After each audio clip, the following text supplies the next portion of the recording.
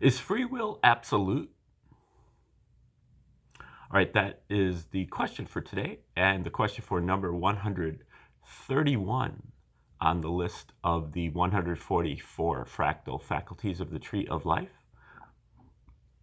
If you'd like to get a complete listing of all 144, just put your name and email address in the comment section. I should see it, and I'll send it out to you for free. It's just a couple sentences on each one, and it's a good way to kind of have them all in front of you, study them up a little bit, and to be able to compare and contrast, refer back, and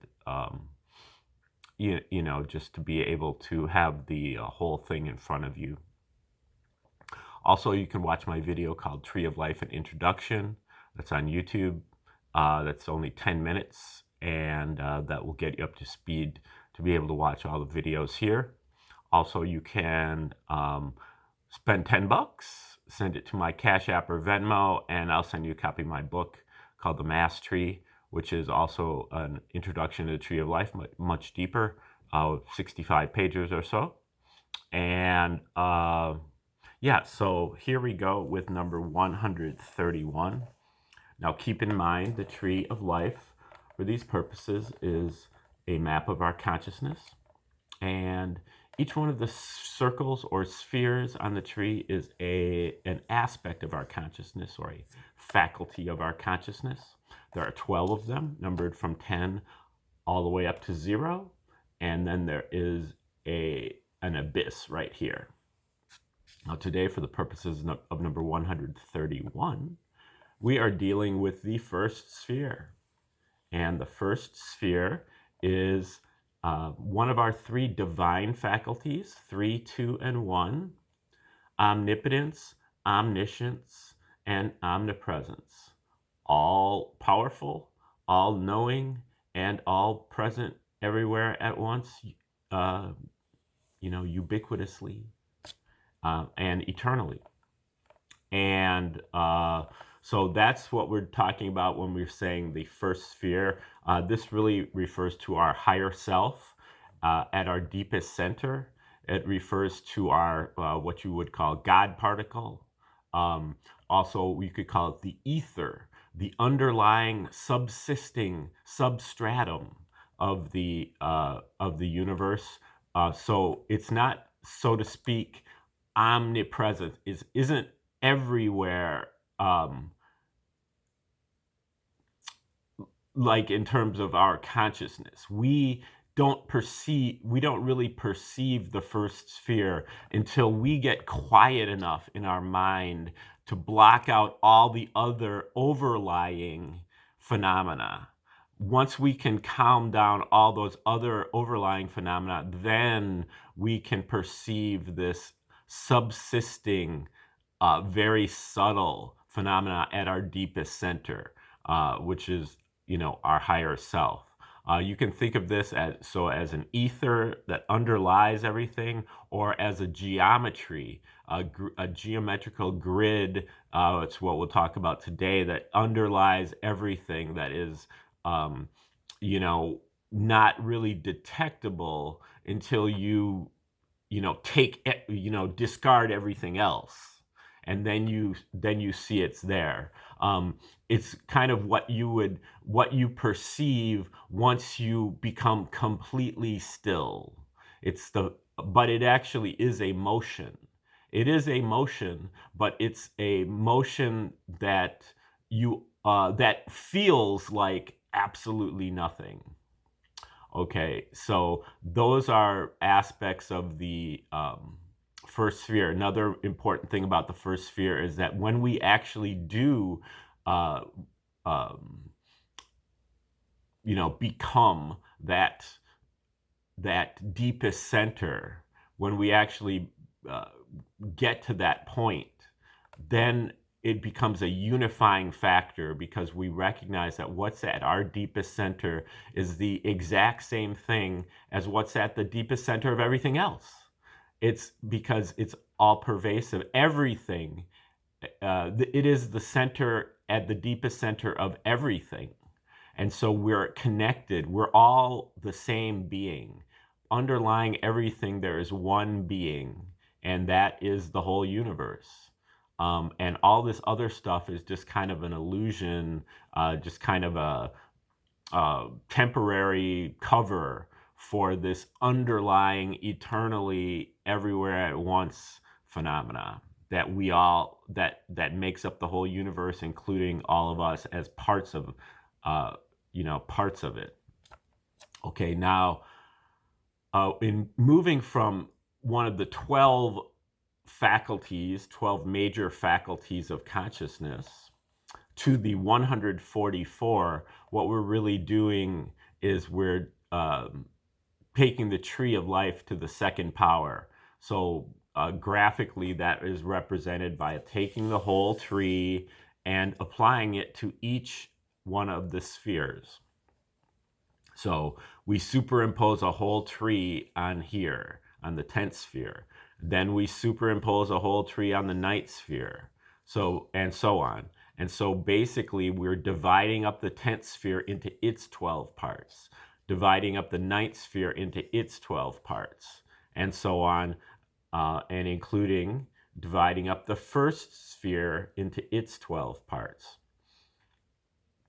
So within this first sphere, there's a mini 10th sphere, and a mini 9th sphere, and a mini 8th sphere, and a mini 7th sphere, and so on. You add them all up, you get 144 fractal faculties, or mini faculties, or fractional faculties of the tree of life. So within this first sphere, there are 12 faculties, and for number 131, we are actually dealing with the first fractal of the first sphere. So this is all about the first sphere. We just went over what the first sphere is about.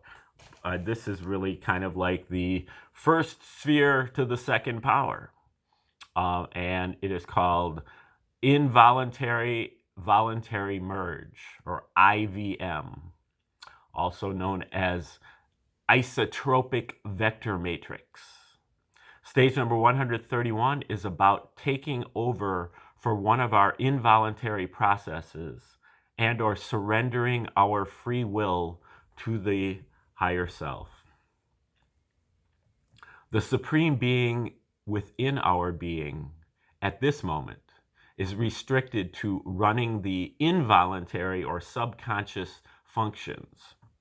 But through initiation and ritual and discipline, we can expand as we gain control over the involuntary processes.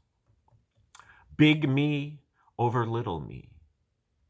Getting our local vector equilibrium hooked up to the universal isotropic vector matrix. Involuntary and voluntary merge. So if you remember from, I guess it was number 125, that was the vector equilibrium. The vector equilibrium is the it's also called the cube octahedron. It's one of the 13 Archimedean solids. And it is the geometric, it's an individual geometrical core of really the tetrahedron, the whole Platonic solid structure. But this vector equilibrium connects with every other vector equilibrium to form this isotropic vector matrix. Take no thought for our lives. God comes and gives us the words in the hour we need them. We made it happen, so it's voluntary. The higher self runs the nearly infinitely complex functions of the body, the physiological processes. The word that came to dwell in the flesh is limited to running the involuntary and subconscious functions of our being, but the word can be expanded if we choose to surrender. The initiate does not use symbols or other meaningful content, but pays attention to the rise and fall of the abdomen. At this stage, it's up to us, and it starts with breathing. The first sphere is submerged under the subconscious. It emerges like a bubble coming to the surface. The indwelling intelligence knows how to run our lives perfectly. The involuntary part of our body provides vital support. Our lives are governed, structured, 6 circles around one in the plane, equatorial plane of the vector equilibrium, exactly 6 around 1, in between a Star of David, in the vector equilibrium, a cell of the isotropic vector matrix, IVM. Space is structured, geometry is structured. Transcending of free will.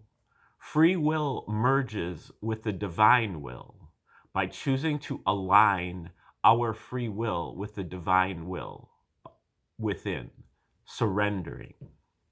The indwelling intelligence knows all, including how to run our lives perfectly. It does all. Allow, learn how, witness how, experience how, then attempt to repeat, then imitate consciously, intentionally, even on the cellular genetic level. If we respond faster now, we can intercept and nip unwanted reflexive behaviors before they can even manifest. Functions of the spirit that can be altered at will through meditation. Emotional coercion can be overcome with the menab process. In with the abdomen. Simultaneously bring the attention back to its rise and fall. Ignore the guilt response for allowing the attention to drift in the first place and stay off all content of the mind. The Supreme Being, the All, cannot have experience but through us. Let go and let God. Okay, that is number 131, the first fractal of the first sphere. IVM, involuntary and voluntary merge, and isotropic vector matrix. All right, that we'll have more to say about that, especially when we talk about synergetic geometry. The isotropic vector matrix and the vector equilibrium are core parts of the synergetic geometry of Buckminster-Fuller, but they were known about long before that, all the way back to Archimedes. And stay tuned because tomorrow we'll be delving into number 132 on this list, which is also related to this geometrical picture. And again, if you'd just like to get a copy of my 144 fractal guide to the 144 fractal faculties to the Tree of Life for free, just put your name and email in the comment section. I'll send that out to you. $10 will get you, if you send $10 to my Venmo or Cash App, it'll get you a copy of my book, The Mass Tree, which is also an introduction to the Tree of Life. And stay tuned for future videos. Number 132 coming up tomorrow. And thank you for tuning in today. And have a great day. We hope to see you soon.